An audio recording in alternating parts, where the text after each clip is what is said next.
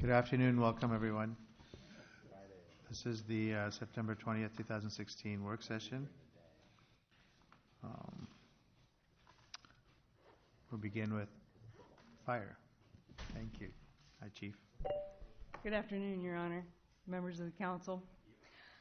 I've come tonight to give this presentation because we've had lots of inquiries from the community on why the fire department does not allow open fire at restaurants and bars on their patios or whatever. So I'm going to give you a little presentation because I feel that it's something that the fire department shouldn't decide. It's in the fire code a certain way, and you hired the fire department to enforce the code. And that's what we're doing. And we're getting a lot of flack about it, about this subject. So I'm putting it out to the council to get your feeling on maybe should the code be amended or should we leave it the same. So that's what this is about. This is the question I keep getting over and over and over again from many people. Why can't we have them? This picture here is Cedar Rapids, the Black Sheep restaurant and bar on 1st Street, southeast, I do believe. As you see, there's open flames there. There's like a brick fire, and then there's fire in the, okay. That one there is not to code, by the way.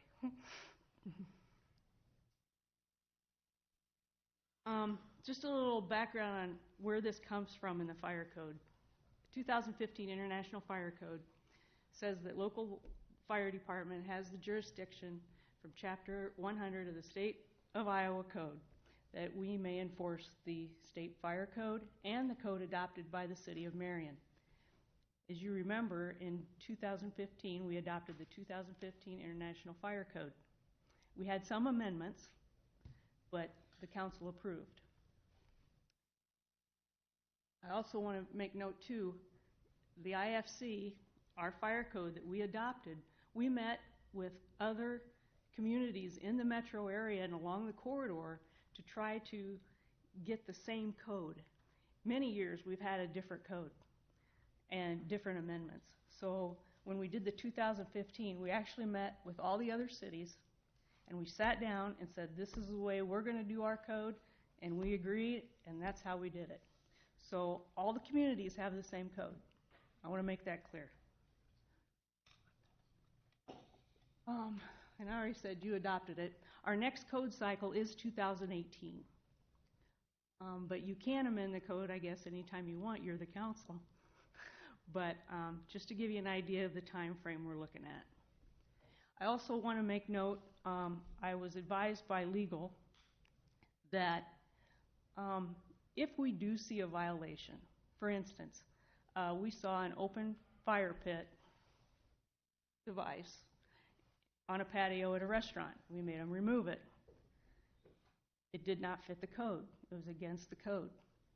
Now, if we would have ignored it and said, just leave it. You know, it's okay. I really like fire when I go out, too. And I do, by the way. Anyway, if we did that knowingly, the city would be liable. An inspector cannot enforce the code. Now, an inspector can miss something when they go do an inspection. If they miss it, it's a human error. Although the person that files suit has to prove that we knew it. So there's the kind of sticky part about it. But I just want to make you aware we have to enforce the code. Okay, a restaurant and bar is a Group A occupancy in the fire code. That's what they're called. In Chapter 308.3, an open flame device shall not be used in a Group A occupancy, with the exception in the following situations: a ceremonial or a religious rite of some kind, stage performances, and then that has to be approved by the fire marshal for the safety, even if they do have one. Candles on tables, there's certain requirements they have to meet to be able to do that. So those were the exceptions. If they do put something in there, if they do want to use a device like heating devices, have you seen the tall patio heating devices with the burners? Okay. It has to comply with Chapter 6 of the International Fire Code. Gas lights are allowed. As you see there in that picture, there's a lamp light. They have a lamp light and then they have a fire light right next to it. But that torch there, that's also at the Black Sheep in Cedar Rapids. But we have to maintain on whether or not we feel that it's safe. For instance, if they put one of the umbrellas or the awnings you see to the left of the picture, if the flame was too close, we'd say, no, you can't put it there. So that's how that works.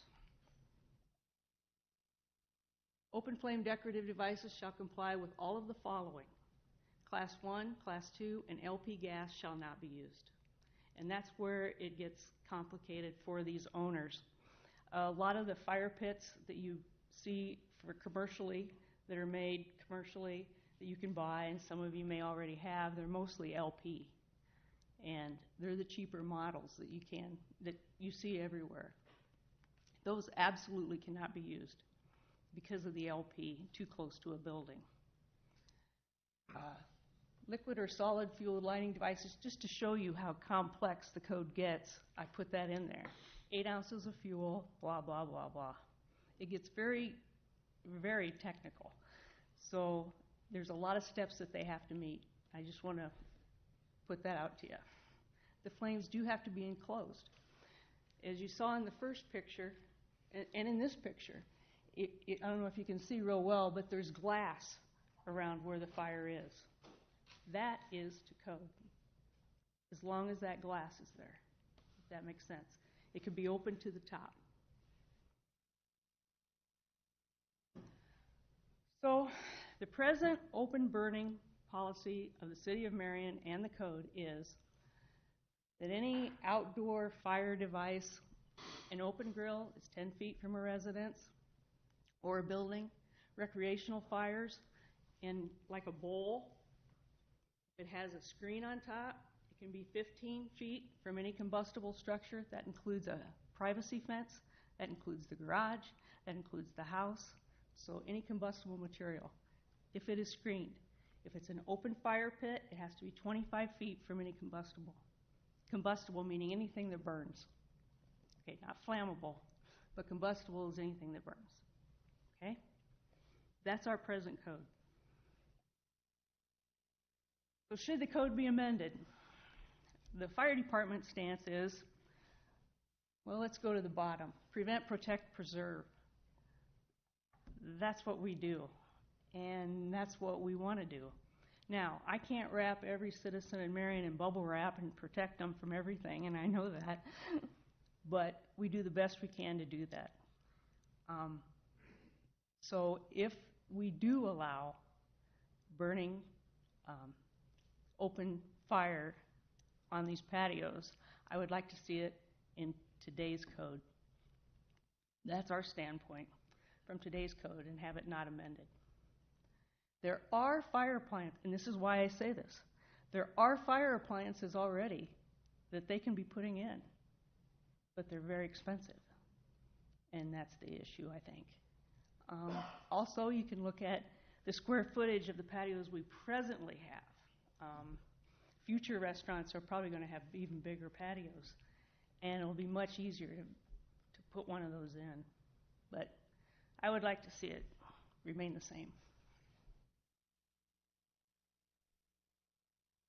Here's the potential safety risks.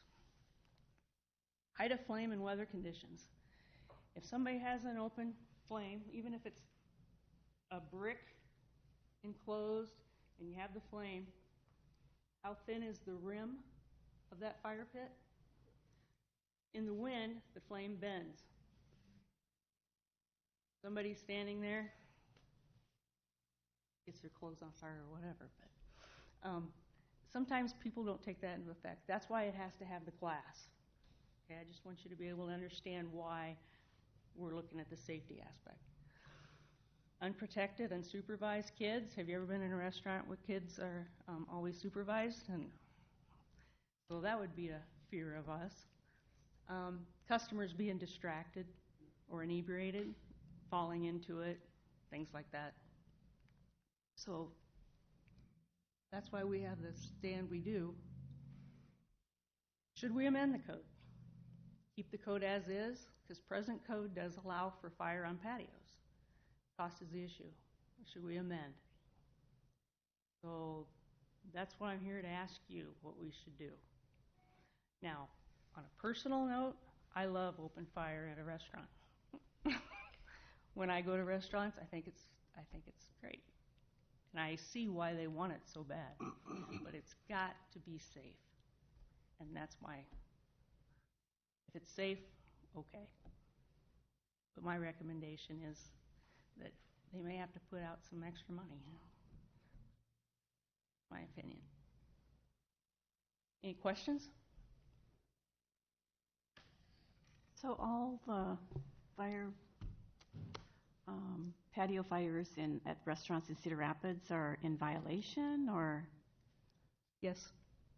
Not all of them. Mm-hmm. In fact, when I spoke with the fire marshal in Cedar Rapids, they have the same kind of problems as most big cities. They don't have enough inspectors. And they're finding that sometimes they know they get inspected every other year or whatever, so I'm not accusing them of anything, of course, but they just don't have enough inspectors to know.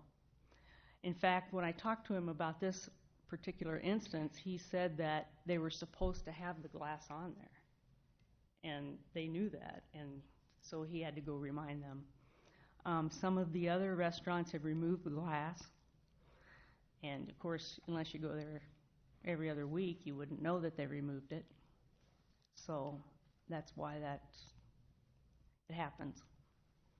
Well, and some communities don't even have a fire marshal. For instance, Solon, there's a nice place there with a open fire. So a lot of people, they don't have fire marshals or a fire code. The county does, and the state does. We have the same code as the state of Iowa. Mm-hmm. Does Coralville have a fire marshal? Yes. There's a restaurant down there that has fire pits. They do seem to be relatively safe because you don't really hear too much about a fire. That's true.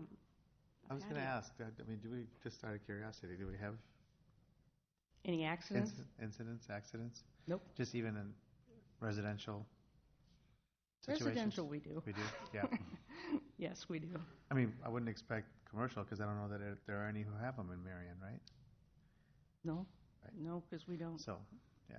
But we do have some in residential situations. Well, they have accidents. The fire pits, and they fall into them, and oh boy. And we've had a few building fires because of it, too close to the building.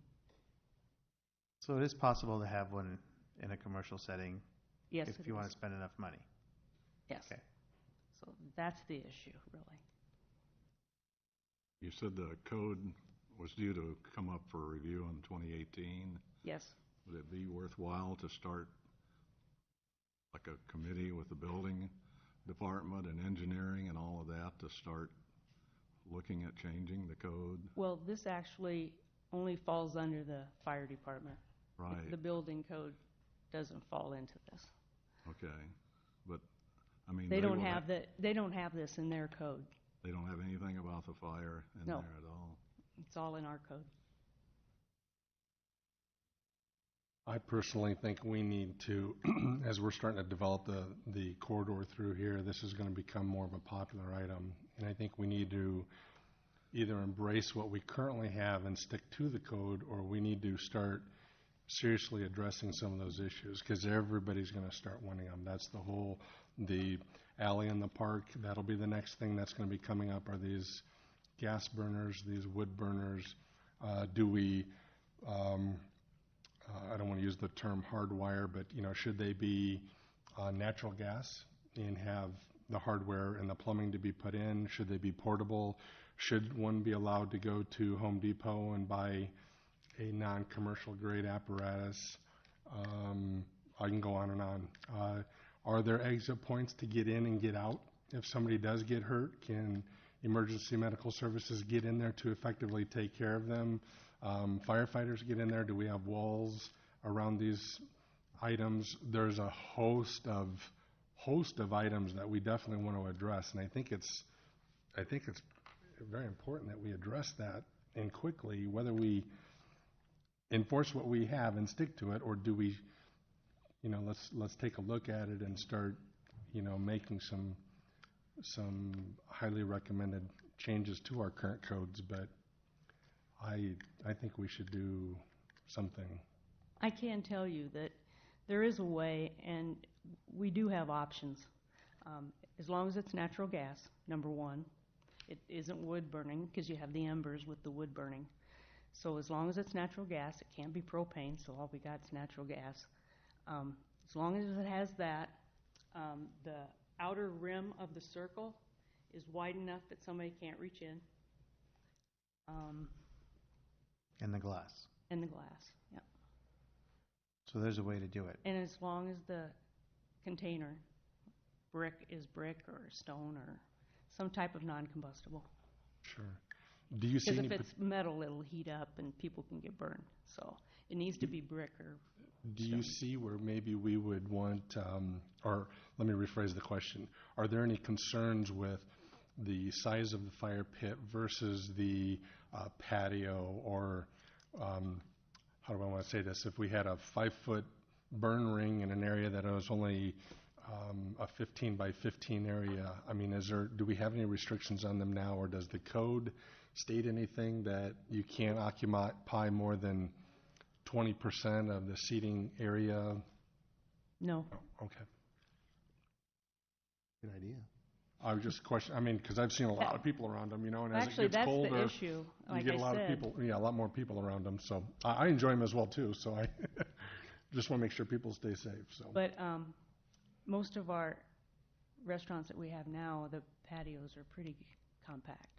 right, exactly, and that's as we look at these issues with the alleys coming up here, that our space is going to be limited. So you take a look at something that's only 30 feet by 8 feet, should that occupy 3 rings in there, 3 rings of fire? I'm just trying to be proactive on the front side, because we got a lot of establishments that want to come up down here, in the near future, and it'd be nice if we had this laid out so that if they did need to get some black pipe run into the ground and make these permanent structures, or at least they can budget for it, because like you said, if it's a $1,600 or $1,700 item, it becomes more of a hard fixed expense for the business owner, and they need to know that up front. But again, too, I think I'd like to be more proactive than reactive. So, But isn't Yeah, it already, Pardon? all these rules are already in place? So if a business wants to come uptown and they want to put a fireplace in, they can, there's already But rules, so. yeah, we would they're have to looking at a cheaper stay way to fast. be able to do it, and it is possible. But Okay, I guess that's the question. I mean, but it we want it doesn't to meet stay code. safe, Yes, but being safe, does that mean it has to be expensive? right. Is there a cheaper way to do it? With the present code, No. No. But So is it still going to be safe? there's no recommendation you would make to change the code and so that it's still safe but less expensive. I think that's what I heard you say, is you're not recommending any changes. it'd be very hard to do it and not come close to the price that I already stated. A cheaper way would be very difficult to meet the code as it is. But they Okay, can try to do it. And it wouldn't be as No, safe. but my question was, So they can try to do it. Am I for amending the code to make it more relaxed? I would say no. not less safe, to Okay, keep I it safe, understand. but is there some other way that, there's no way that it can be done? Cheaper? It's going to be close. Okay, that's It'll what we're still trying to get. be, it's going to have to be stone, brick. And that's wide fine. rim. We're just trying to get the facts out. Yeah. Glass around the Sure. flame. And did you say that the heaters, are those okay?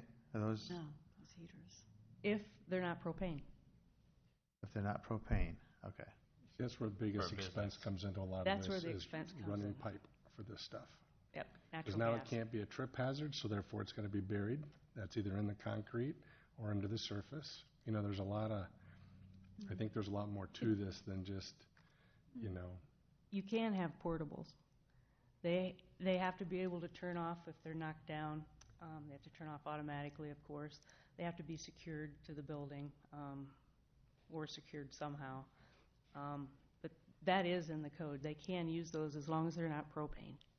correct. They have to be secured. Correct. Right, and so if it's not propane, it's gotta have a fuel source, and that's either through a hose or a flexible conduit of some type, so. Okay, any other questions for the chief? Are other cities abiding to the rules that were made? To the best of their ability. I see. You know, to me, that's where the problem is going to come. If they suddenly start allowing a lot of things, then we're going to have a lot of pressure. But if they are abiding by with the rules that were set down and made, you would think that your life would be a lot easier. Well, I've talked to all of them, and they're very interested in how this is going to come out. Yeah. Well, I mean, we have rules. They need to be enforced, I think. Right? Do we require them to have permits, and are they annually renewed so that we do have an inspection scheduled process for those? We do it only during the occupancy point, where they first move in. So that's kind of what happened with a couple of the others that we had them remove. They moved them in after that, you know, maybe a year or two later, and moved them in. Then when we were doing an inspection, oh, you can't have that. That's when So, the yeah. adjustments are being made. That's the only way we catch it. Yeah. Chief, what are we looking for here tonight then? Are we looking for a recommendation to move forward with staff's research into this? What? That's what I need to know. Do you want me to research it more to see if there are ways that we can make an amendment? I think so. Yes? Yeah.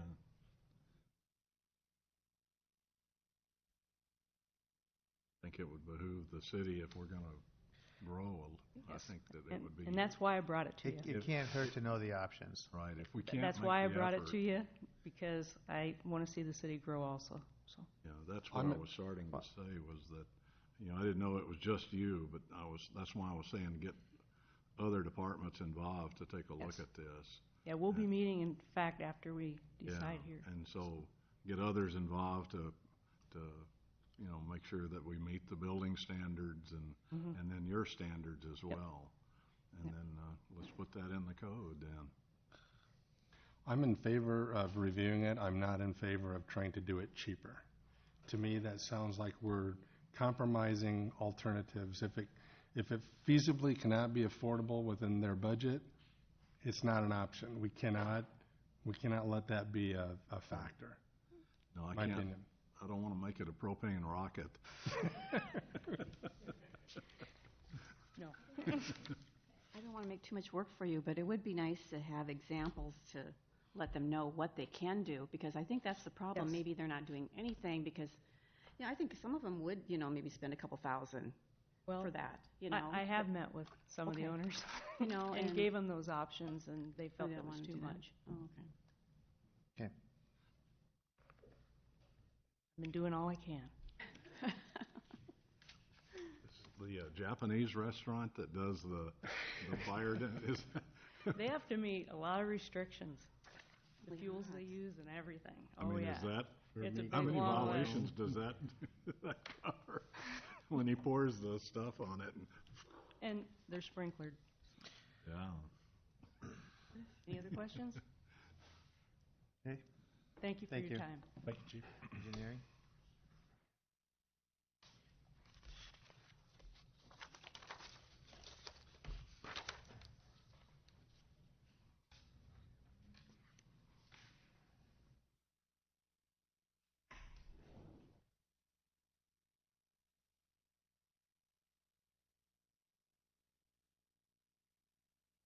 Item number 2 under engineering is the ongoing forever project Indian Creek Trunk Sewer Project, we have, as you can see by the memo, provided within our local option sales tax program funding for a lot of this project.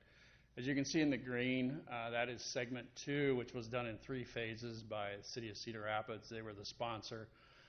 They constructed it, they went through engineering, did the acquisitions, and then billed the rest of the communities for their portions of that project. I've been on a board for 14 years probably now. Started out with each of the communities developing what we needed to do, going through the whole process of developing the project, basically coming up with the segments, getting the agreements from all the communities. Well, here we are now. The 2 pink sections are the next ones to be reconstructed. Those were chosen through modeling that was done within the entire 20 segments, as you can see, go all the way up into Robbins. We picked the ones that would have the greatest impact on the increase of capacity within the system. So segment 2 in green was done first.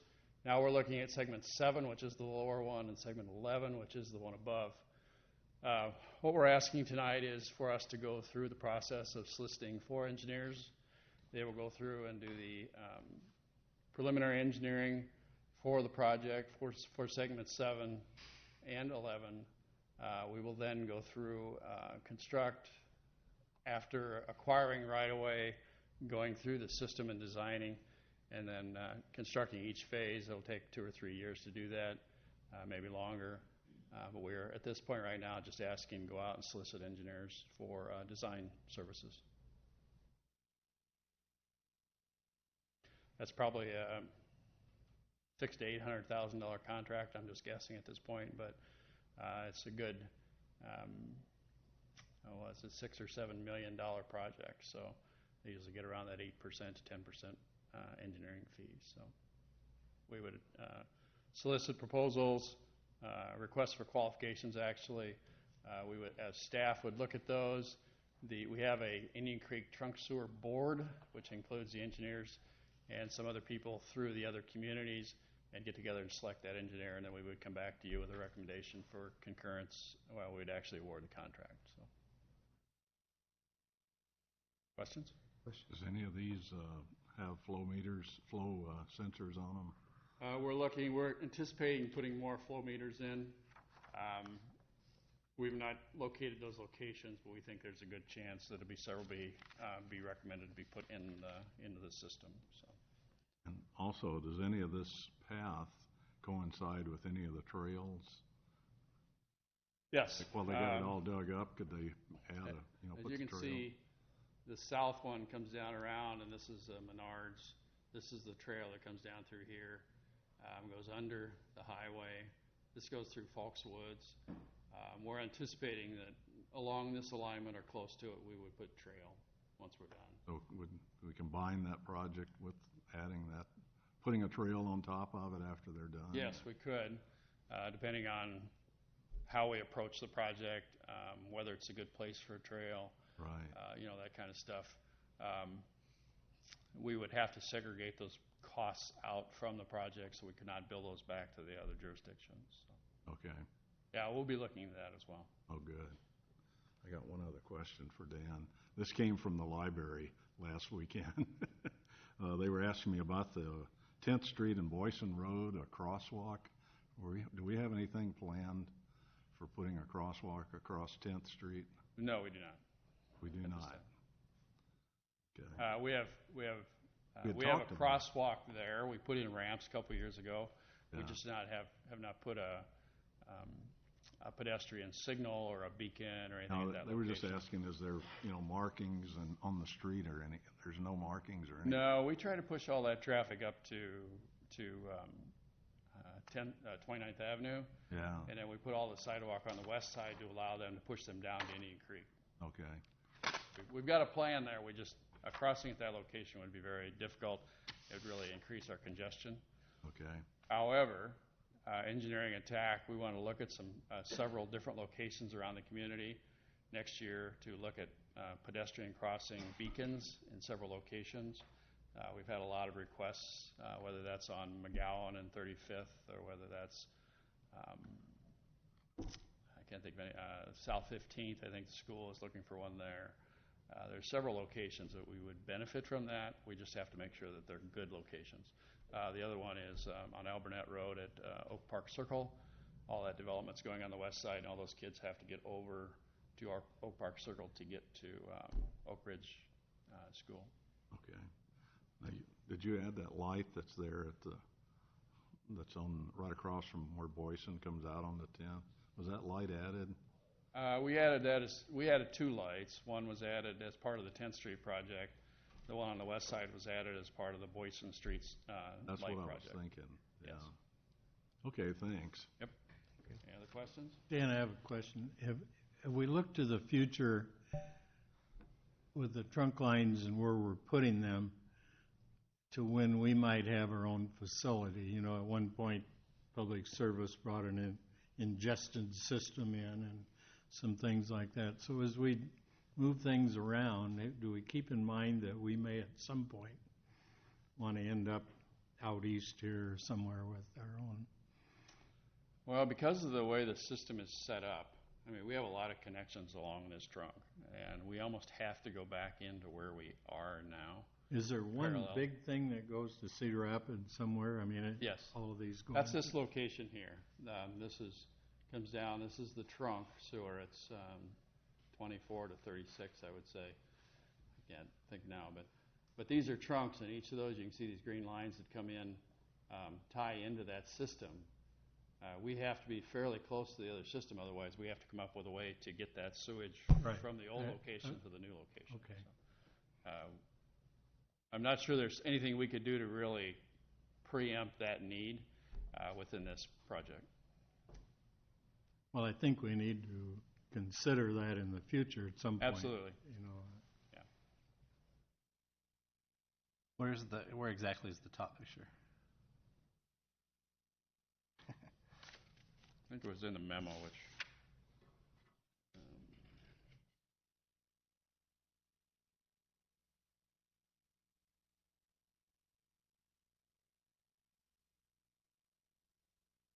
This is the confluence of Indian Creek and Dry Run Creek.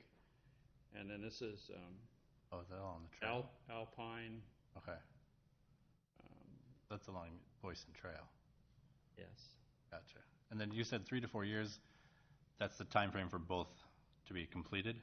Yeah, we're not sure exactly because of the cost and the availability of acquisitions and so forth, whether these will be done in, we may do this in one phase, this may be 2 phases, this may be 2 phases. It's just a matter of how fast the project can move. Acquisitions are probably going to be the biggest part of it. And once you figure out who's doing the engineering services, how long do they take to figure everything out, basically? Well, they'll figure things out in a few months. Okay.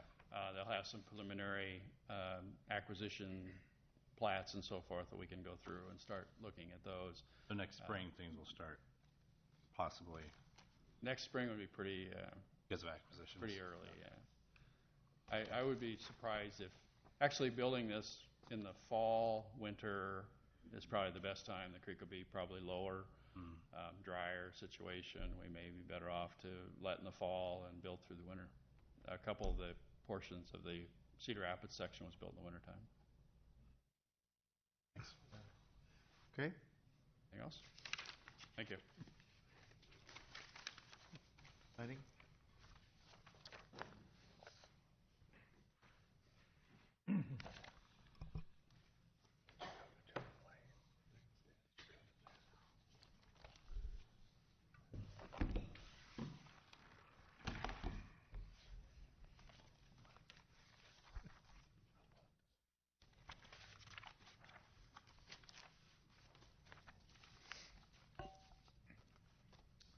The first item under planning is related to a public hearing we'll have on Thursday for a land use map amendment and a rezoning request out off of Alburnett Road.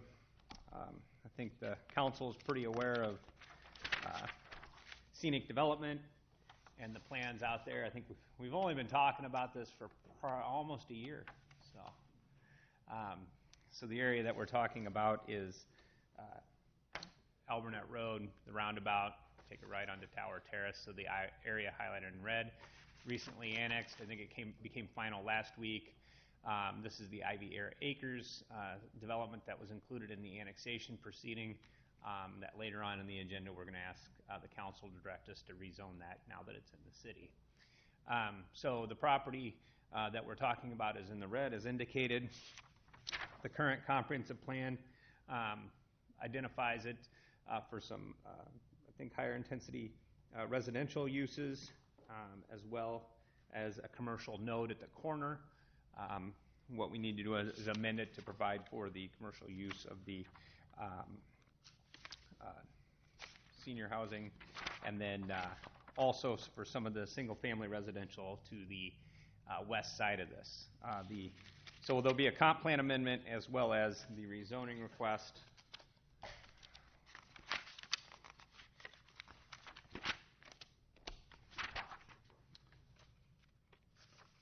The rezoning will look like this. So this will be, the PDR will be the location of the senior housing or scenic project.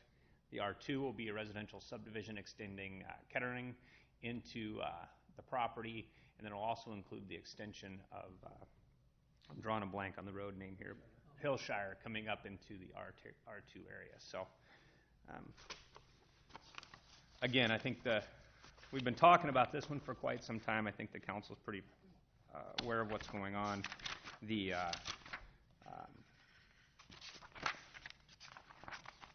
project, just for purposes,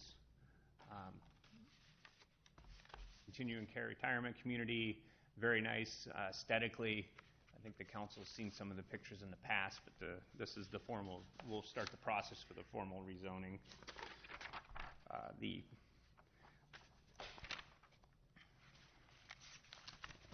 What I wanted to illustrate, one thing we haven't talked a lot about is the residential side of it. We've been focused primarily on the senior housing. And just to kind of paint a picture of how this will come down in the future, this is the preliminary plat. Albernet Road is here. This lot will be where Scenic will build their facility here. The extension of Kettering off Newcastle north of East Robbins will come over here, eventually extend north to Tower Terrace Road. So the Downing family who owns the property, if you go out through the roundabout, you're traveling west, you take a left, and you see the red house, the two labs that are always sitting there. They own all of this property, and they're selling the south piece to two different owners for development purposes. They're retaining all the property to the north. We're currently zoning that A1. It's a holding zone. So it's basically our most restrictive zoning district classification, understanding that once Tower Terrace Road goes in, or once we have a plan that's final, we'll probably be back here talking to you guys about the rezoning of that property, which is consistent with the long-range plan, which showed that commercial node at the corner. So we're not rezoning that now. We'll probably see that in the future. As you're aware, and as you probably know, the project for Tower Terrace extending between Albernet and C is funded. It's in design. Unfortunately, it's probably 2 years at least before you see anything happen, and it's probably going to be longer than that, I would imagine. Yeah, the latest schedule we've seen is 2018 for construction. We had a pushback from the federal government as far as the environmental assessment. They want a full assessment, which is going to take another year to do that. So we're looking at a pretty substantial delay in the project. The other comment I just wanted to say, too, was that the intent as part of Tower Terrace is that this intersection with Kettering would be a full access intersection, whereas Newcastle now would probably end up being a right-in, right-out because of the proximities of those two intersections. So. Will that land remain in agriculture until such time that it gets to that point then, or on the north side of those two parcels? I would assume so.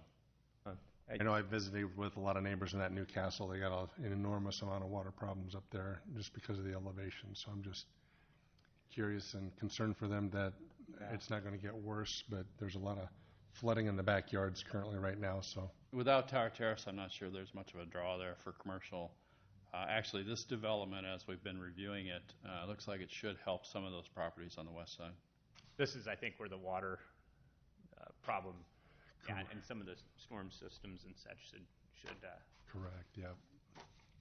Tim's gonna solve all that, right? Jordan's going to solve most of it, but we're going to help. We're going to have several detention basins. They're not required, but we need the dirt. So these two properties to the north of this, those are all gonna be commercial, sort of like what's happening over on the other side.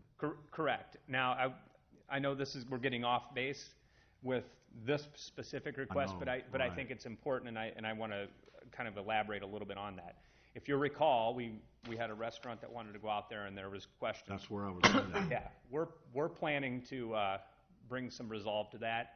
So what we're probably going to do is adopt a number of districts that we're looking at for new zoning districts as a part of the code, and then, and I'm assuming, and I'm pretty sure that the Downing and Tim are wanting to see some of that zoning in place and able to try and market the property. We don't want to have the issues come to light when the road goes in. We want to have it up front. So we're trying to resolve some of those issues. We're going to start working through that process over the next couple months. Yeah, that's where I was going to, Yep. is make sure we don't have the same problem here as you had over there with the Correct. trying to get a restaurant in.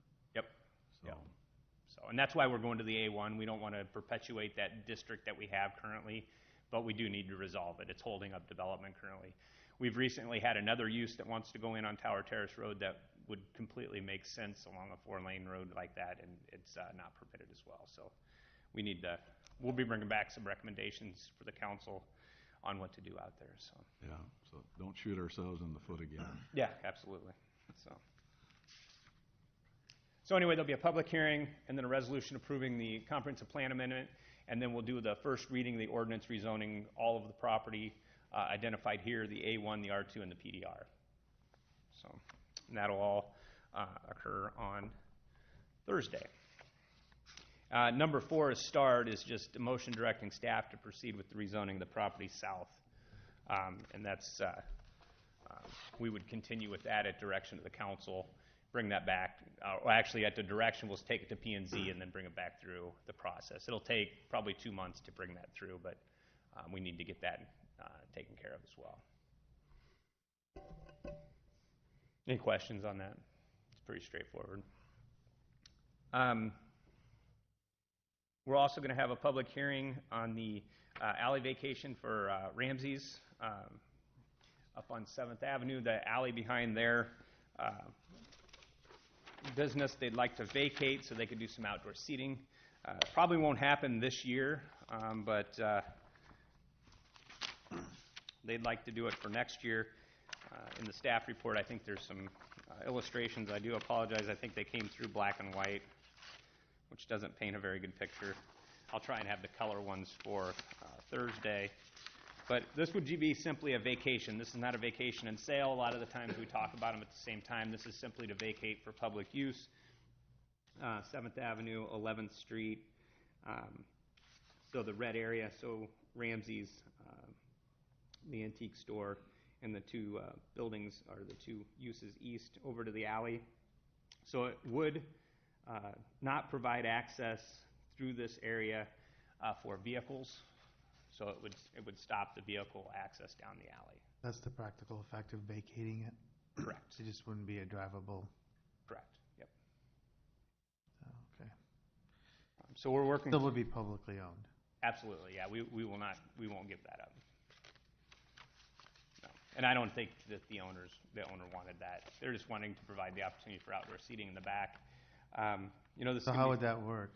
That by an easement with the city or something, or? Yeah, we have a policy on how we do that, and we'll bring that. They would bring it in the spring. They'd have to show, and they pretty much provided it in the staff report. I know these illustrations aren't great, but they were showing the location, and then they had some illustrations with tables and chairs along the back. They're proposing to move the dumpsters. They currently get garbage pickup back here, but they've worked out a deal with the owner down here that they would have access to their rollaways would come down here, their rollouts, so that they would work so that there wouldn't be the need for garbage pickup directly behind, and it would be down behind Studio 811. Is it pretty much the same thing as what they have out front? Yeah, it'd be similar. So they'd want to serve alcohol, obviously, and they'd have to provide the Railing. barriers. They would have to provide a public access through there, so someone wouldn't have, there'd still be public access. It'd have to be ADA compliance. There'd be a 4-foot requirement that's held to, so if someone's walking down the alley, they can get through the alley. But yeah, they would then they just provide service out in the back. Do we currently provide snow removal back there now? And okay, so that's none of our dealings there. And the barriers, are those temporary, seasonal, up and down, just like they are now? Yeah. And those could be outlined in the agreement. There'll be another agreement that would come regarding that. That's, once this is done, they would have to bring in an actual site plan, which they've pretty much done in the staff report. And they have better and more pictures that we didn't provide at this point. But so they have 7 or 8 tables along the backside, 4 feet on the north side, the north side of the alley would be the walkway, and they'd have a little gate up or chains or fencing, portable. And then is the alley then constituted up to the wall of the building, or where does it does? Yep. We know that. Okay. And then there's a fence on the north side. Thank you. How wide is that alley? 10 feet. 10 feet? So they'd have 6 feet for tables? Yep. Yeah. This does lead to this does help and lead to what we're going to be faced with when 7th Avenue improvements occur. We're wanting to kind of clean up those alleyways and provide secondary ingress and egress. Many communities that we've spoke to, when they do a streetscape project, the key is getting people used to a double entrance. And this would go a long way, I think, to providing some of that. So clearly the art in the alley is another project that we're trying to do and encourage that secondary ingress. So during the time when 7th is tore up, that businesses have a secondary plan and a long-range plan to stay viable during those times, because they are hard on cities, very, very hard. Should say on business owners, not on cities. So this particular ordinance or resolution, we're just talking about just vacating, obviously, the alley, or taking the alley access out of public use, correct? Correct, yeah. And actually, it's a set date. I apologize. I did say it was for the set date. So we'll set the date and then we'll hold the public hearing on October 6th. We got notification requirements and such for this. Thank you, Tom. We heard from anybody else in that block, Tom? I have not heard from anybody else in the block. I know that Conrad has spoke to Kent Bakken, who owns the property to the east. I believe that or to the west, and I think he's spoke to the other property owners. We have not heard any pushback from it. Who actually owns that parking lot back there? Tom Franz, I believe, the owner who purchased, is the owner. He's also the individual that purchased the Sorg, what was formerly the Sorg Pharmacy. And they'll be completing renovations on that project probably next year.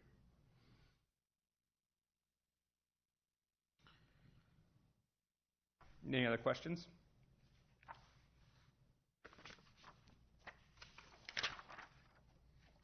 We're also going to be setting date for an alley vacation in the block bounded by 8th and 9th Street, south of 26th Ave. South of 6th Ave, sorry. Dave was here, I'd give him a hard time. So the area that we're talking about here is clearly south of 6th, 9th, 8th. Perry Development Company, they've got a project proposal for this area, and they'd like to vacate and purchase this alley and redevelop the block. And this is the one where they're proposing to kind of incorporate some of the existing structures into a redevelopment plan. So the long-range plan would be removing that alley. They own both sides of it? Yeah, I believe they own, if I'm correct, I think they own all of the property on the north side. They own that, yeah. They bought the corner house too, This one? on the east side? This one? They bought that too? I believe they did. I can't recall right offhand, but. Okay. Any questions on that? It's pretty straightforward request.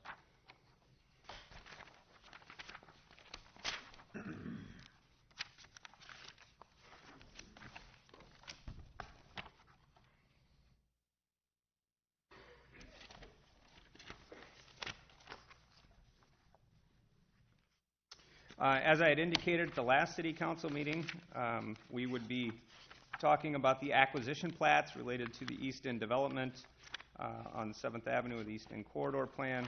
So, as promised, 12 and 13 would be acquisition plats for the property currently owned by GLD. They own this former Prince Ag site, so this is an acquisition plat.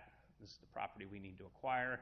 There's a small skinny piece here adjacent to the Hunter Company's property that we need to acquire. So this action again is just creating the parcels that we need to acquire. There's no acquisitions at this time or there's no acquisition on the agenda for purchase at this point, but they're coming. So we just want to get the pieces kind of in play and set up so that at the time of transfer there's not a 2-week window where we're got to hold things off. So once we get a project together, we'll be able to act rather quickly.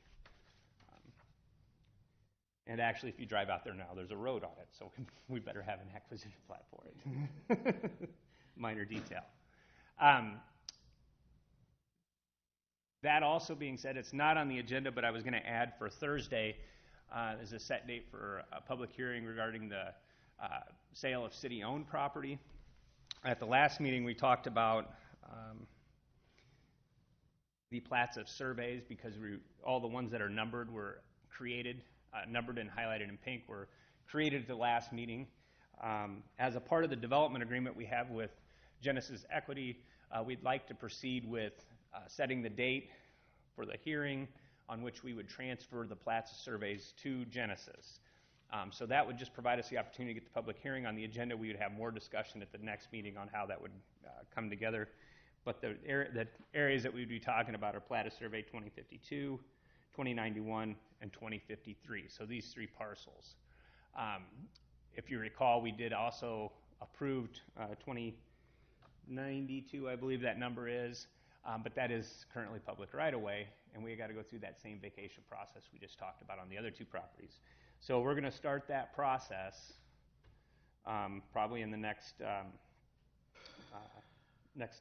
couple weeks to start vacating these 2 pieces. We'll retain a public access easement over this piece until such time there's no traffic on 7th and it's diverted to the roundabout. And then there'll be a final plat that would provide the city with the roundabout, and then these all would be identified as lots of record. That's the long-range plan for that. I know we've been talking about it a while, we're just kind of keeping the council informed. So we would add that for Thursday if there's no problem with that, and then we can bring it back during the public hearing and talk more about it as we move forward.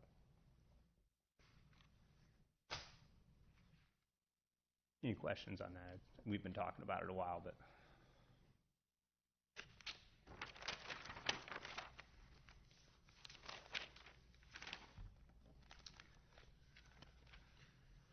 Number 14, I'd just like to have a conversation really with the council on the development of an interim development ordinance. We've had a couple projects come through the city, and there's been a lot of questions on them.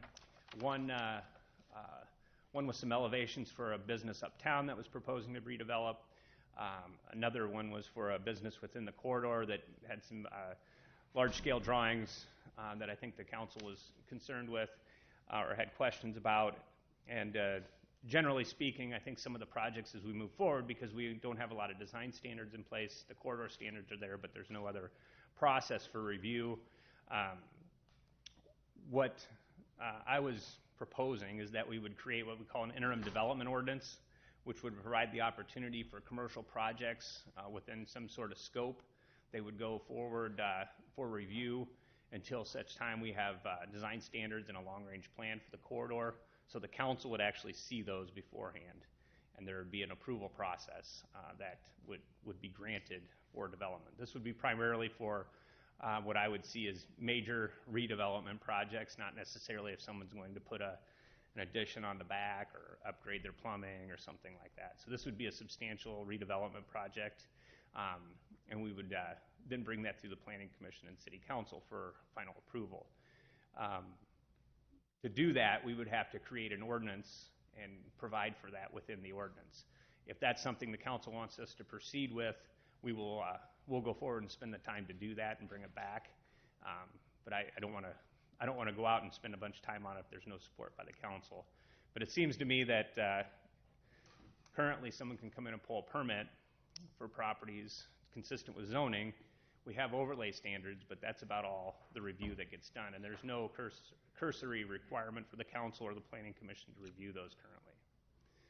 So That would be just in the uptown corridor?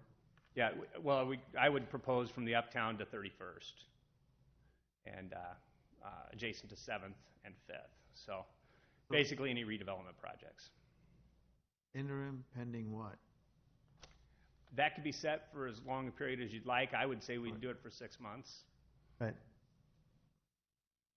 maybe I didn't say it correctly. It's an interim development ordinance. Interim to what end? Yeah. So if you'll recall, so we came forward to the council and asked for some development standards for the corridor be completed.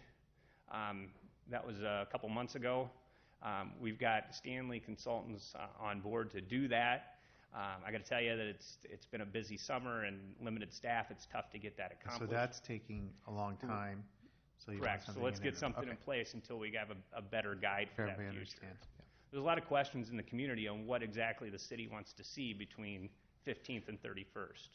What the buildings should look like, how tall they should be, what kind of uses they should be. It's currently zoned a mix of C3 and C4. C4 is warehouse commercial, or warehouse industrial is what I would consider it. So you can still go down on Fifth Avenue on the north side in many areas and put a machine shed in. You can make a lot of reinvestment into buildings for uses that I don't know that we necessarily would like to see on the corridor as a long-range plan. Okay. So this would provide us the opportunity to get that land use in line, bring back the zoning, and have some standards included to paint the picture of what we'd like to see, so we have some regulatory language for new development. So I would be in support of that. That's a good idea. Definitely. A long ways, yep. So, okay, so we'll put something together and bring that back to the City Council for review. And then the Stanley Consultants are doing the same thing, but they're just going to be more. The interim development ordinance will be pretty straightforward. It'll just say that the City Council will review things in the interim, and then until we get the plan in place. And then once the plan in place, hopefully the way the language is outlined and the zoning is put in place, there'll be a mechanism for the review process to happen. Or maybe it doesn't come to council in the future. Maybe it's just Planning Commission. Maybe it's once the standards are set, it doesn't even need an initial review because they cover themselves. Don't like to create a lot of oversight, but I think in this instance, we're putting $20 million into our corridor, and some of the zoning probably isn't where it needs to be right now, and I think moving in this direction can kind of preserve some of that. At least give us a 6-month window of opportunity to bring back a plan for that. So. Okay. So we'll proceed in that manner. Before I go to 15, if I could just jump to 16, and this is just, there was a presentation or a citizen had requested an update on the deferral of the sidewalk deferral program from last year. It says expiring September 1. It actually expired October 1 is when it actually expires.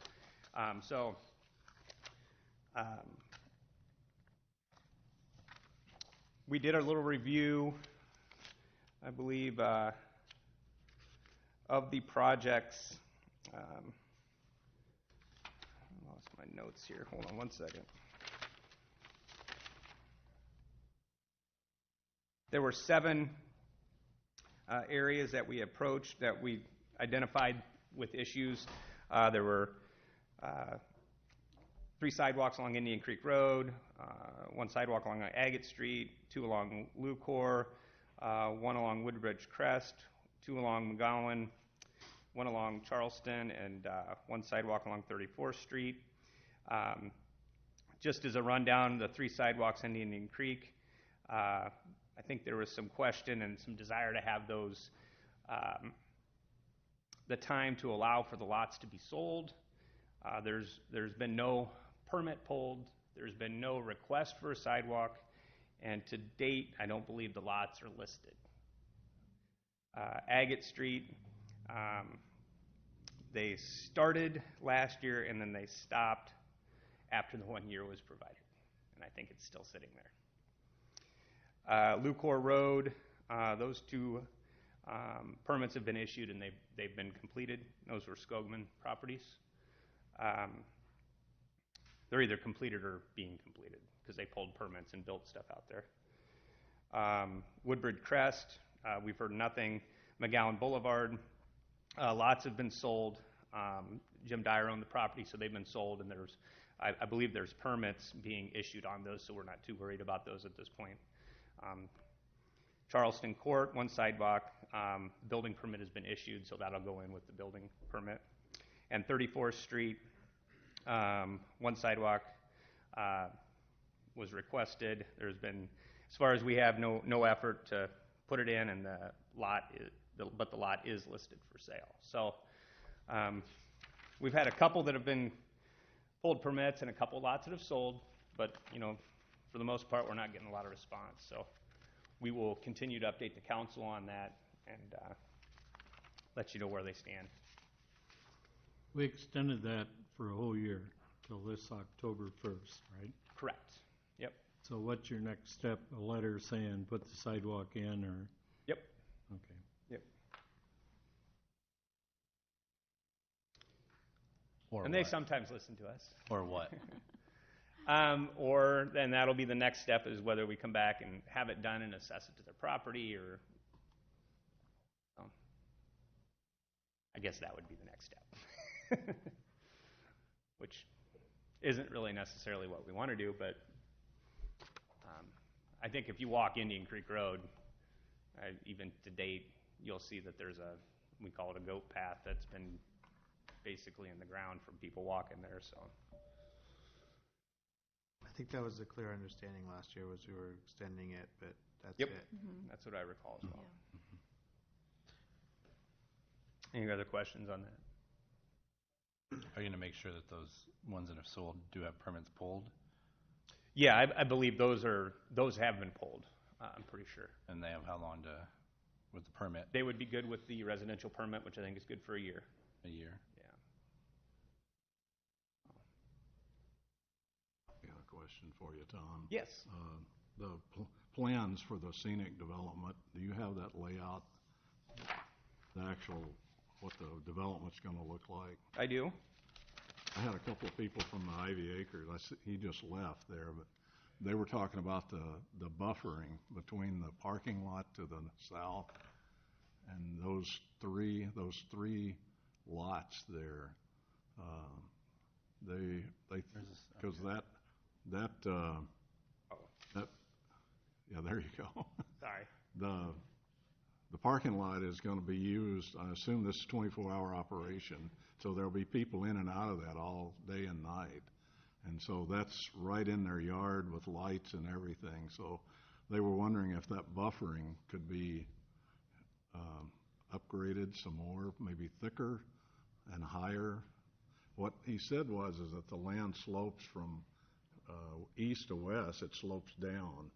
And there's quite a bit of a drop from their lots to where that parking Sir? lot. Yeah, I can stand up here. Sorry. Yeah. Thank you for being here today. Yeah, no problem. No, there's a significant drop from there's a 6-foot fence along that southern border, as well as what we have for buffering. When we met with the landowners, we sent out notices to 60 residents, the 60 closest residents to our property. They mentioned that they wanted to have coniferous overstory trees, and basically in the same setup. It was a pretty productive meeting. I mean, we talked about that, as well as having dark sky compliant lighting.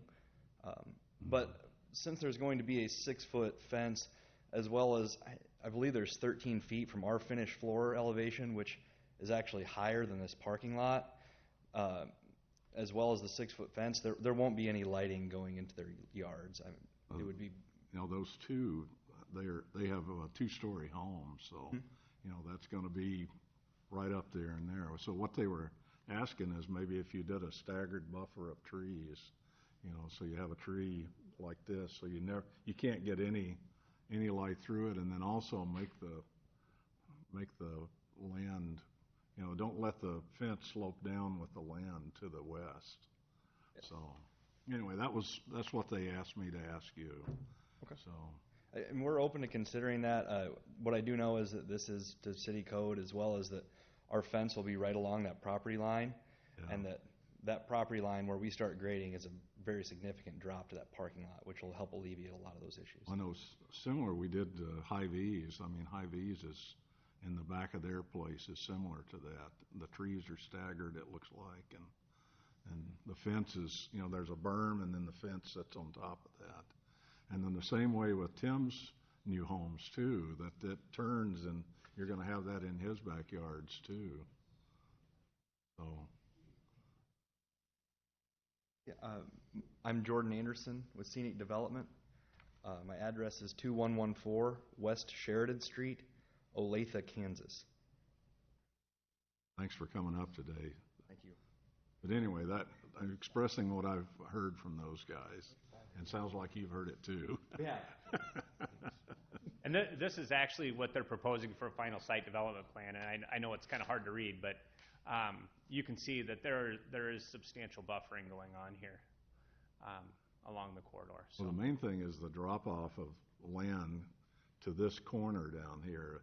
It's probably 10-foot height difference between over by Alburnett and that. So, so he was asking if that could stay that high all the way across that. Stay as high as it is on Alburnett? Yes. As I mentioned earlier, we're going to be building some detention basins because of the dirt. That's going to be an extremely expensive project. Well, I'm passing on what they ask. I understand. Yes, Tim. Well, I'm sorry. This is off the subject. It's the mayor's prerogative. Did you have a comment to make? Then come to the microphone, please. Sorry. Tim Mooney, 862 Archer Drive, Marion. The third, Tom pulled it now, but the one that's furthest west, his yard, he had asked us in an earlier meeting they put a walkout in his yard that doesn't work, and he's got this huge hill that goes up behind his house to our property, and the Jordans, and he asked us to actually remove that hill because of water backs up into his house from.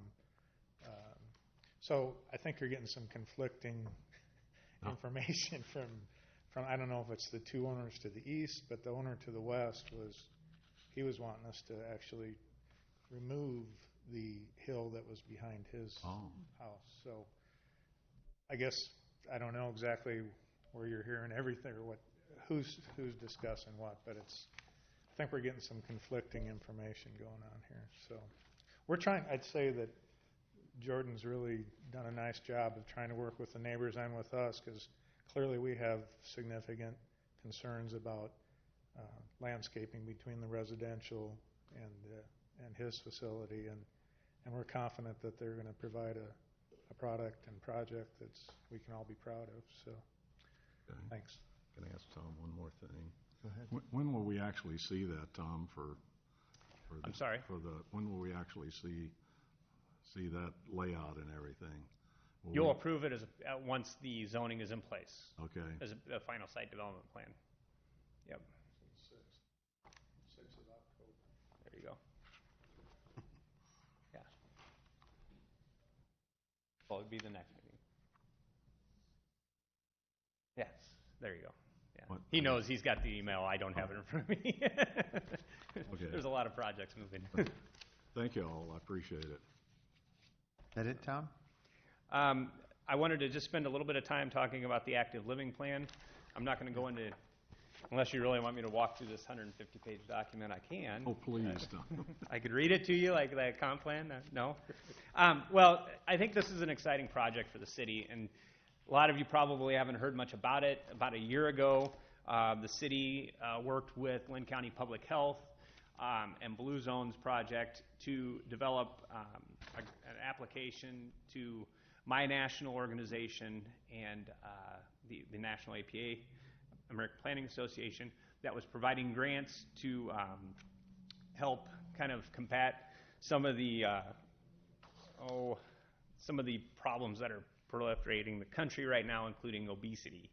Trying to create plans that can kind of better serve communities that maybe have an obesity problem, or that there's issues with food deserts, or concern with just how the communities are providing an active design for how their community grows. The biggest priority, though, is trying to work with communities to develop standards to combat obesity.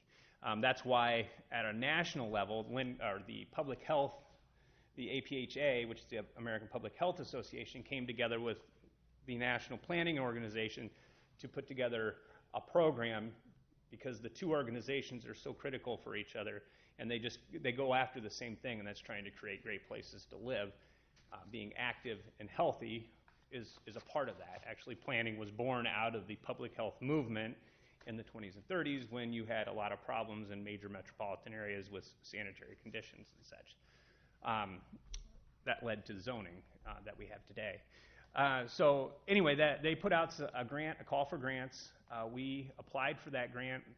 I think the council probably may or may not recall, it was around Christmas time last year.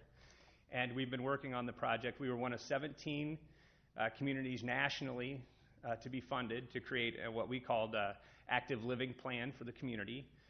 The plan and the grant application really established that the city would create a document that we would use here and be able to take elsewhere in the state as a model plan for how to create active living standards for communities. So the plan that's been developed, this will be presented at my statewide conference, and has already been presented in a national venues to different organizations that are looking at creating some standards to combat obesity and public health concerns. We are actually already getting some kind of national recognition from this document.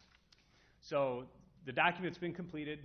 The grant provided for, I believe, it was $68,000 to complete the project, and we've been billed out, and this is our final product. A few of you have been involved. Kim, I think, was on the committee. Paul was also on the committee. And then from city staff, the engineering department's been involved in it. Parks department's been involved in it. The park board's been involved in it. Master gardeners, Blue Zones, Trees Forever, Lynn County, City of Cedar Rapids, Lynn County Public Health. Kesha is the bike coordinator, and Indian Creek Watershed Authority, Chamber, Medco, Lynn County Conservation. So there's been a lot of people involved in this project to develop this plan. My primary, message today is that the plan is complete. The contract's been completed. We'll be moving this forward to Planning Commission and Park Board, and then bring it back ultimately to the council for approval as a part of the city's comprehensive plan, a long-range plan for the community. There's policies in here that I think you'd want to get familiar with. Similar to the comp plan, it just lays out goals and objectives and policies for the city. They don't become anything until the council would proceed to adopt ordinance that would support the policies. But the policy document is supposed to be the building block for how we proceed and move forward with how we design our community. So there's goals and objectives, really, is what the document is. I'll get this to you electronically. If you wanted a hard copy, I can do that as well. Either way is fine with me. I have copies available. I don't want to belabor the issue, so I just ask that you kind of peruse that. If you have questions, please call me. If you want more information on something, I'd be happy to provide that to you. On the final note on this, I have kind of put it off for a while because we've had pretty big agendas, and I didn't want to really go too far with it. But also, When we completed this, there's peer calls that we do. During the project, we were doing them monthly. And these were, we were sitting down with national representatives from both of our agencies, the APA and the APHA, to talk about what we had going on. When the project was complete, we gave them a copy of the final draft. We got a call about 2 weeks ago, and the national organizer for this liked the document so much, she submitted it on the city's behalf to AIA, which is the American Institute of Architects, for consideration for a presentation at their national conference in Florida next year. We got a call last week or a week or so ago that said we made the first cut on that, so out of like 1,200 submissions, we're down to I don't know how many, but if we do make the second cut, we will be traveling as a contingency to Florida to present our plan to the National Association for Architects, which is kind of a big deal, I think. So I do think that I was bringing up that crazy buzzword, biophilic design. It's all over in this book. It's caught on. I think the architects have been working with it for some time, LA landscape architects as well, and now I think it's really kind of becoming a little more recognizable in the planning world. So I think it's kind of a neat project, and we had some national exposure, and it's going to be when you drop down to local level. So it's kind of an exciting deal. So anyway, feel free to look at that. If you have questions, let me know, and we'll be moving it through. Well, kudos to you, Tom, and the staff for that. Job well done. Thank you. Thank you. That's great. So, and that's all I have. When will we see that? I'll email it to you, unless you want a hard copy. If you want hard copies, just tell me if you want one. I got them. Yeah. Okay, I figured you would. I'll tell you that at the Indian Creek open house last Sunday or Saturday, Kelly, her and her husband were there. They called it the independent living couple. They had actually had a setup there talking about their chickens in Marion. Oh, yeah? Yeah, they actually had a booth set up there, so. Good deal. Yeah, they had lots of people around them asking questions and all that, so. Ron? Yeah, items 2 and 3 underneath my agenda are related, and with council's got a letter from Jack Ryder, acting on behalf of the Prospect Meadows organization, requesting that the city council consider looking at a loan guarantee for their financing. If you recall, they had approached the council about something like that before, but at that time the loan guarantee number was around $750,000, so it was substantially higher. What they've been able to do is they've been able to work with Cedar Rapids Bank and Trust to secure a loan guarantee through USDA for a big piece of their financing. That leaves the other chunk that has been anticipated to be privately financed. Cedar Rapids Bank and Trust is just looking for additional security beyond that, because the USDA portion of it will basically take the value of the facilities, so that leaves this one, which is more or less secured by the cash flow or the anticipated income that Prospect Meadows would receive.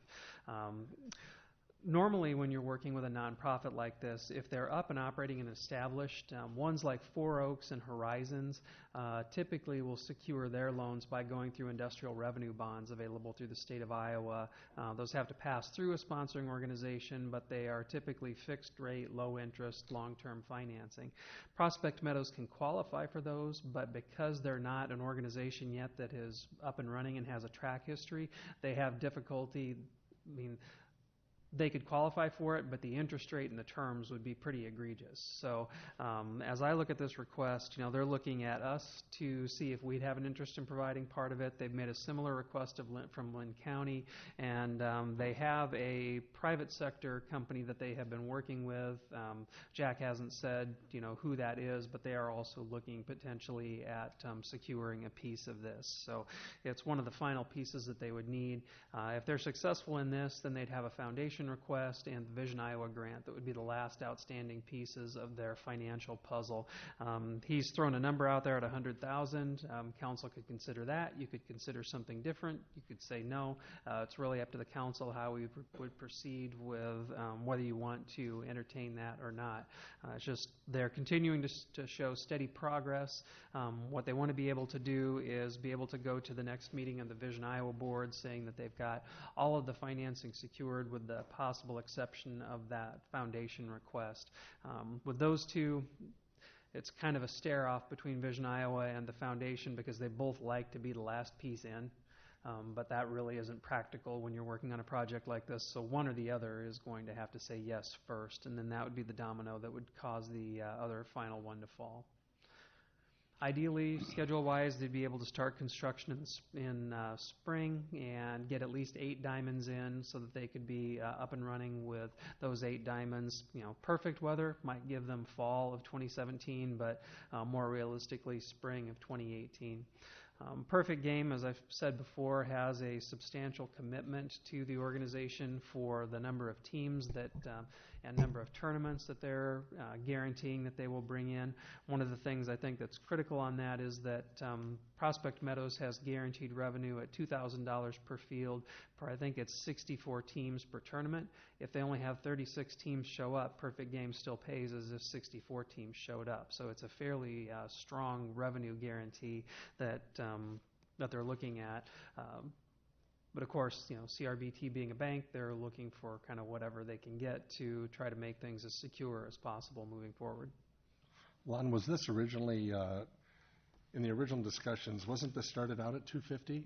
It's been reduced now to 100. Is that where Jack's at now? Yep. 7. Yeah, before they were trying to secure a loan guarantee to cover a $750,000 a year annual payment. Now since USDA has stepped in, they already have a loan guarantee for that portion of it. This would be a portion of it that would be financed locally through Cedar Rapids Bank and Trust. Thank you.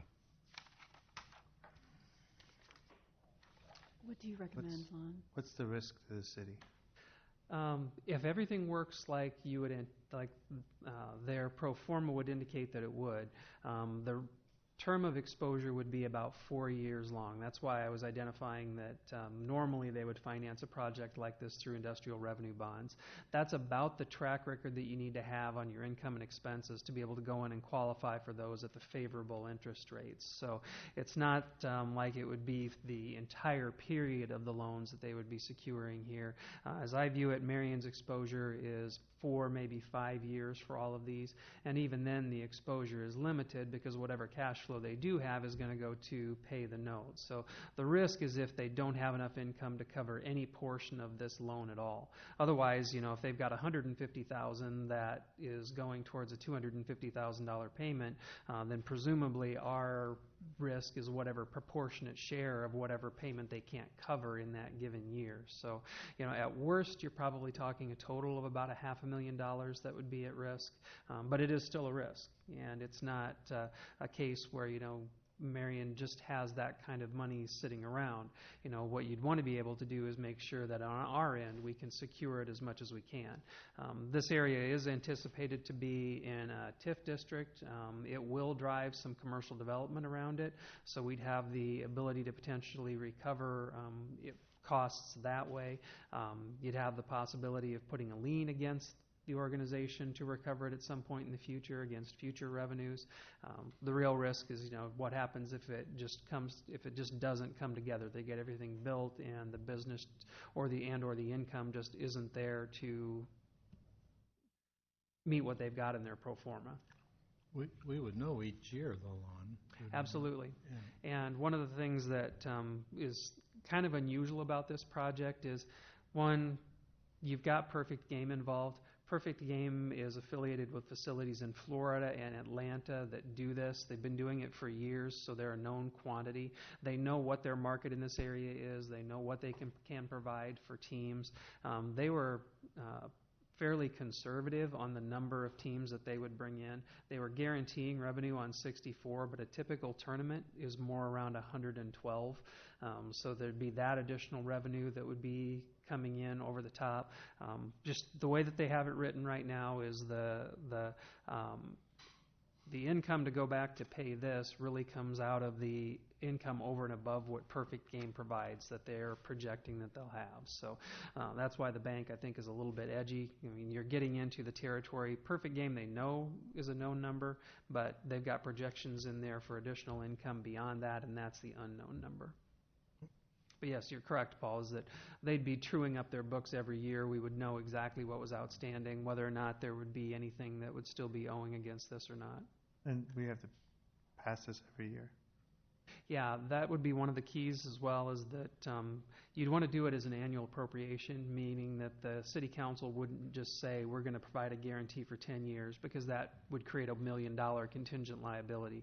What you would do is say, you know, if you're comfortable with doing 100,000, we will guarantee 100,000 in this budget year. And that would get approved every year as part of the budget. So you'd only ever have one annual increment that you could be on the hook for. And they would, CRBT would allow them to move forward even if it was only in one-year increments, or is that an agreement that they have to accept? Most banks are pretty used to that, because you see it a lot in TIF agreements anymore, that it's all subject to annual appropriation. Would it, Go ahead. would it not be time, with this thing looking like it's going to happen, to give Tom a little extra work? He needs to do a few extra things. And start moving forward with annexation, including the Four Corners, the dump, which we would have much better control of in the city of Marion and in the county, and everything. We're almost contiguous with that Four Corners because of the houses taken in during the course of the fighting the landfill. Wouldn't it be time to move forward? If in fact this thing is going to develop and develop as big, we're going to have motels and things that want to be built near it, restaurants, and they should be in the city of Marion. Yeah, we've been exploring that. I've met with the planning staff. Now that Kesha has that other large annexation with Downings out of the way, this is the next one we're looking at. We've identified the property owners on the Four Corners out there. There is a timing issue that we have to be careful with. When it comes into the city limits, they're not eligible for the USDA programs for the loan guarantee. So the loan has to be closed before we can proceed with an annexation. Once the loan is closed, the property can be annexed and USDA doesn't care. But if it's in the city before that's closed, they lose their eligibility. It would make sense to start looking, I think. Yep, and we've had the agreement with the Solid Waste Agency that since 2010, we've had the ability to annex that property, and they've agreed not to contest it. Prospect Meadows would have no issues with coming in once the financing is closed, so then it's just a matter of what other property does it really make sense to bring in at the same time. We have concerns, I think, at the staff level about too much development happening out there too fast, because it really is the definition of leapfrog development. But you can bet that the instant that this company announces that they're opening, we're going to get a call from a Casey's or a Come and Go or a Quick Star or somebody that's going to want to be out on that corner. It's very difficult for us to provide services to that area and expensive to provide services. Engineering's looked at it a couple of different times, and I think the lowest number was in the $2 million range a couple of years ago, and I'm sure, knowing Dan, it's probably higher now. So that would have to be taken into account. Ideally, you'd want to see all that development pushed down to the Tower Terrace Road corridor, where Tower Terrace and Highway 13 come together, because it'll be more compact and it'll take advantage of infrastructure that we know we're going to have. The reality of it is we're going to see some development out there, but if it could be, at least for a while, limited to things like convenience stores, that would help us to kind of pull it back in more into Marion's current envelope. But as you say, the key is to make sure that that area is in the city, so that we have it underneath our zoning ordinances and our building controls. We might get some help from the county on water and sewer, because, you know, they can't drink the water at the county buildings out there. And so if we could solicit help there and maybe pay for it with connection fees and what have you in the future. Yeah, Linmar has done that on extensions of water and sewer that they've put into some of their northern schools. I have talked with a couple of the county board of supervisors members about that, and they would have an interest on that. Again, it's kind of that chicken and egg thing, because if you put water and sewer in, that's going to make people want to develop out there, as we've seen with Echo Hill Road and Alburnett Road, which isn't necessarily the best thing for us for emergency services. At the same time, it's an opportunity to get it in so that we're ready for that when it comes along. You just have to balance that. Yeah, could this loan money It did come out of our commitment that we've already made to the Meadows. I mean, we've already committed, what was it, 1.2? 1.25. Could this loan guarantee come out of that commitment? That's one of the things that the council could consider is, basically you could consider it an acceleration towards a future pledge. I'm not sure that the bank would necessarily like that because that still leaves then additional capital cost that has to be covered somehow because, the pledge would be counted towards the equity that they're expected to have in the project eventually. And if you're using that to pay down the loan instead, then you don't have the equity showing up on the other side of the balance sheet. That was just a thought. Yeah, no, we have talked about that possibility before as well. It could be considered an acceleration on the pledge. Yeah. Other questions for Lon? In any event, I would consider, it wouldn't be something where it would just be free money over and above what the city has already pledged. I would consider whatever we were going to do as a loan guarantee, if it were exercised, would actually create a debt instrument between us and Prospect Meadows with the expectation that it be repaid at some point in the future. If they reach their revenue projections, say in year 5 instead of year 3, and they reach a point then where they've got surplus revenues, there'd be an expectation then that whatever we had kind of fronted for those early payments would be paid back.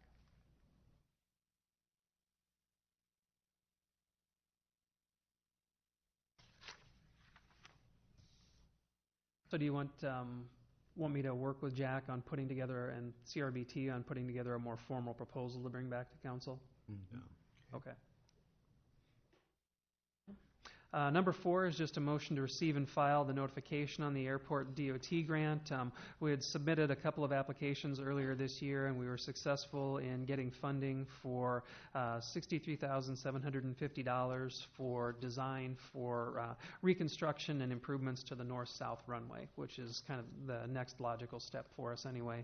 The Airport Advisory Committee has already made the decision that they want to focus on that one as the primary runway for now and make improvements to it because it's the most cost-effective path towards being able to improve the ability of the airport to support more existing air traffic without having to get into land acquisition and all of those other issues that an east-west runway would get involved with. At their last meeting, they were talking about the parameters of the runway. Their target would be a 75-foot concrete runway, 4,100 feet long, which is about the maximum that could be built within that footprint north and south without going south of the trail. So the 63,000 would be used for what? Engineering fees for the actual runway design, the engineering for how it actually has to be built. I have given Don the contract, so other than the receive and file, I would expect the contract to come back to the council at the first meeting in October. 75 feet, or that and that length, would that get them to private jets coming in then? That gets them up to what they characterize as a C2 runway classification, which would include like charter jets and everything up to that size.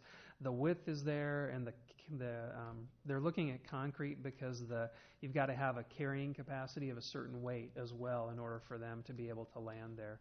I think at that length of runway, it's probably a case where you can either land with a full complement of passengers and not full of fuel, or you can land full of fuel and not a full complement of passengers. But it opens up the opportunity for jets to land there. And they're looking primarily at fuel sales. Yeah. And people your size. Okay. Eject a couple. Number 5 is a resolution and letter support where the Uptown Marion has asked that we do a letter of support for the Cuba Kurtz building for an application they're putting in for a challenge grant. We have several businesses that have done that in the past. It's not something that requires an obligation of the city for funding or anything like that, but allows them to access money that can be used for historic building improvements. It's available through the state. Memorial Hall has received an allocation. There's a second one too. Coben Hervey, Franz Community Investors received one as well. So if we were successful, this would be the third one that we'd been able to receive. And then number 6 and number 7 are related, but the Trees Forever folks were not able to be here tonight, so we're going to go ahead and wait on that until the first meeting in October. And we'll actually probably move that over under Parks since it's one of their items. I would just remind the council that the number 7, we have $7,500 budgeted out of the urban forest utility that was targeted towards sponsoring this event. So whatever you choose to do, there is a budgeted line item for that. You say 7,500? Yep. Okay.